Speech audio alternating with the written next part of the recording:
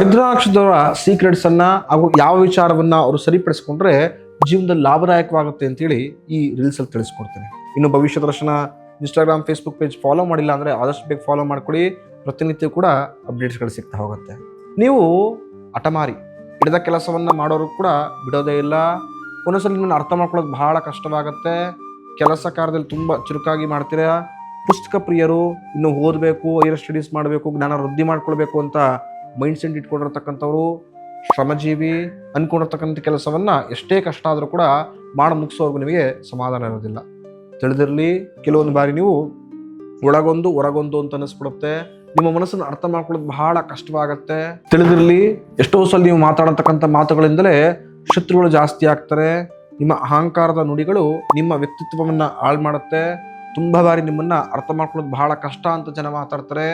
ದುಷ್ಟ ಜನರ ಸಹವಾಸ ಸದಾಕಾಲ ನಿಮಗೆ ಕೆಟ್ಟ ಹೆಸರನ್ನು ತಂದುಕೊಡುತ್ತೆ. ಪ್ರತಿನಿತ್ಯವೂ ಹಾಗೂ ಶಕ್ತಿಯನುಸಾರವಾಗಿ ಹರಿದ್ರ ನಕ್ಷತ್ರದವರು ಶಿವನನ್ನು ಆರಾಧನೆ ಮಾಡಿ.